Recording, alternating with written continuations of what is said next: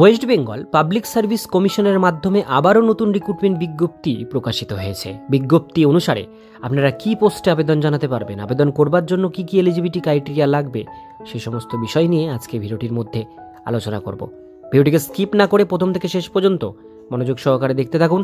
চ্যানেলে প্রথমবার হলে সাবস্ক্রাইব করে পাশের বেল আইকনটিকে বাজিয়ে রাখুন এরকমই গুরুত্বপূর্ণ চাকরির আপডেট সবার প্রথমে পাওয়ার জন্য। তো চলুন ভিডিওটিকে শুরু করা যাক। তো বন্ধুরা, ইতিমধ্যেই পাবলিক সার্ভিস কমিশন থেকে বেশ কিছু শর্ট নোটিশ কিন্তু বেরিয়েছে।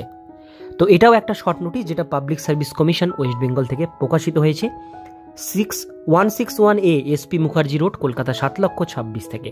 অ্যাডভার্টাইজমেন্ট নাম্বার 20/2024 অনুসারে এখানে যেটা প্রথমেই বলা হচ্ছে, name of the post draughtsman পোস্টে নেওয়া হচ্ছে municipal engineer director under the urban development municipal affairs ডিপার্টমেন্টে এটা কিন্তু নেওয়া হচ্ছে।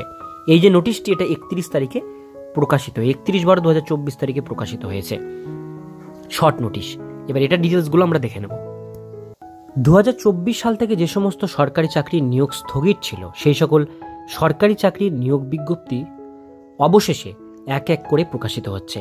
এইবার বছর শেষের আগেই সুখবর, একটার পর একটা নোটিফিকেশন বের করছে পাবলিক সার্ভিস কমিশন। সম্প্রতি পিএসসির পক্ষ থেকে ক্লার্কশিপ, মিসলেনিয়াস সহ একাধিক সরকারি দপ্তরে কর্মী নিয়োগ করার শর্ট নোটিফিকেশন জারি হয়েছে। বছরের অন্তিম দিনে এবার পিএসসির নতুন একটি নোটিফিকেশন দিল। পশ্চিমবঙ্গ রাজ্য সরকারি চাকরির ক্ষেত্রে একাধিক নিয়োগ দুর্নীতি ও ওবিসি সংরক্ষণ নিয়ে বিবাদের জন্য গত বছর সেভাবে কোনো নিয়োগ হয়নি। তবে বছর শেষের আগে একটার পর একটা বিজ্ঞপ্তি চাকরি প্রার্থীদের মুখে হাসি ফোটাচ্ছে। সম্প্রতি পিএসসির শর্ট নোটিফিকেশন জারি করেছে, সেখানে দেখা যাচ্ছে যে মিউনিসিপ্যাল দপ্তরে নিয়োগ করা হবে খুব শীঘ্রই। এই নোটিফিকেশন অনুসারে আবারও কিন্তু একটি নোটিফিকেশন প্রকাশিত হবে, ফুল নোটিফিকেশন। মিউনিসিপ্যালিটির দপ্তরে ড্রাফটসম্যান নিয়োগের বিজ্ঞপ্তি প্রকাশ করল পিএসসি। একটি শর্ট নোটিফিকেশন জারি করেছে পিএসসি। তবে এই পদে মোট কতজনকে নিয়োগ করা হবে, এই পদের জন্য যোগ্যতা বা শিক্ষাগত যোগ্যতা বা এজ লিমিট বা আপনাদের বয়স সীমা কী থাকবে, সে সমস্ত বিস্তারিত তথ্য এখনও পাওয়া যায়নি। সেই সংক্রান্ত বিষয়ে জানবার জন্য সম্পূর্ণ অফিসিয়াল নোটিফিকেশন প্রকাশিত হলে আমরা আরও একটি ভিডিও দিয়ে আপনাদের সাহায্য করব। আজকের ভিডিও এতটুকুন পর্যন্তই।